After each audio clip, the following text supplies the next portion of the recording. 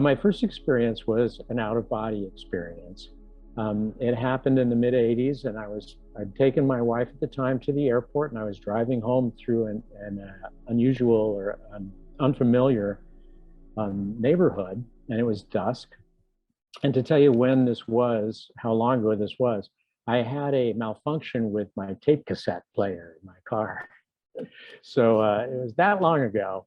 And when I went to fumble around with it, mess around with it, this street that I thought was straight had a jog in it, and I clipped a car that was parked a little oddly and went right into a utility pole going 35 or 40 miles an hour. Even though I had a harness on, it turns out I broke out the windshield with my head, and I broke the steering wheel in my face. But the very next instant, I was at the top of the utility pole. And I was fine. In fact, I was better than fine. I was free. I looked to one side, and a lamp was coming. The lamp was coming on because it was dusk, and there was a moth. You know, I had those details and stuff. And when I looked down, I saw the car crashed into the pole, and an arm hanging out of the passenger window, and the windshield all broken out, fluid running on the ground, and steam coming up from the car. And I thought, wow, I think that's me.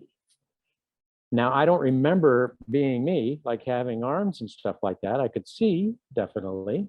But what I do remember distinctly, and something most near-death experiencers will relate, is that I had this sense of boundarylessness, of transcendent unity, of being totally enfolded in love, as it were. And I could look over a hedge and see into a yard and see a porch and the light go on and people come out, and I saw people from the neighborhood coming out because they'd heard the crash.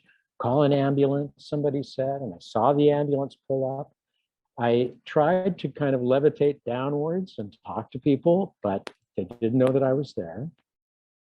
And I had at that time this sense that there was somebody behind me to my upper left.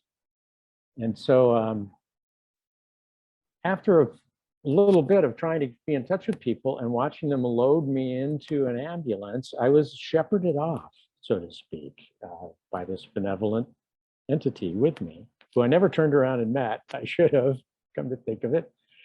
But kind of through I just remembered it as being a cloud bank, like a gray, warm gray cloud bank, to a very pastoral place, sort of like an outdoor cafe or a park or something, where I commenced to have this kind of interview with this benevolent entity, who I don't remember their details, what they look like exactly. I'm sure they were an angel, probably. And we had this sort of conversation that I don't remember the details of, but it was important. We were hashing things out. And, you know, I'd had this ability to see people below and to see my own body. And here I was in this place where I was fine. I was myself. I was in a different world, so to speak. And 20 hours or so after the crash, I woke up in the second hospital I've been in, where I'd had reconstructive plastic surgery and stuff.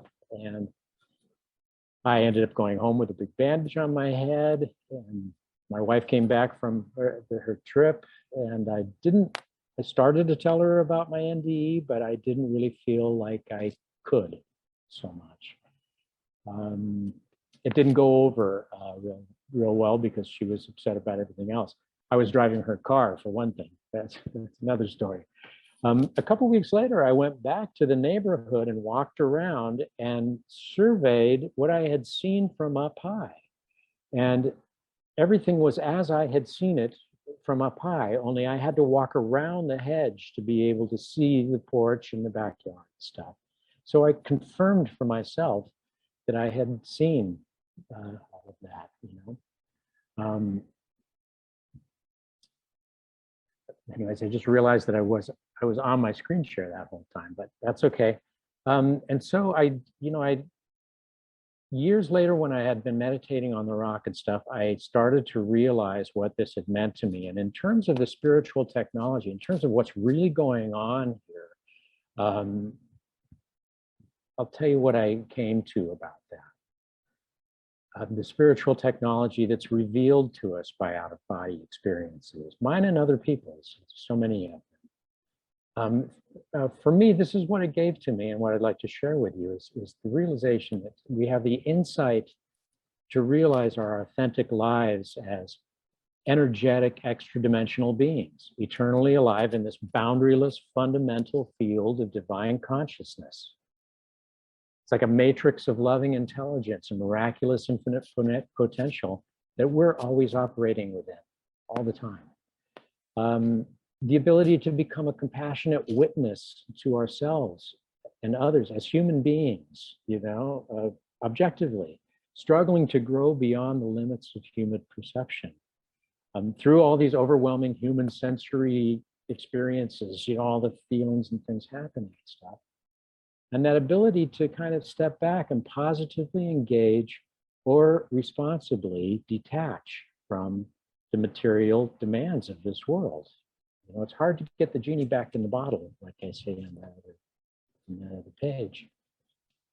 So it's this realization that divine consciousness, that everything exists within, and that I just blended into, but bodiless, you know, boundaryless. Divine consciousness filters through this unique spiritual package of karmic data that each of us is, speaking technologically. Our genes, our experiences, our connections, and that we're constantly creating and fulfilling that karma. And objectively, that's a process that we can compassionately identify with one another as struggling to do.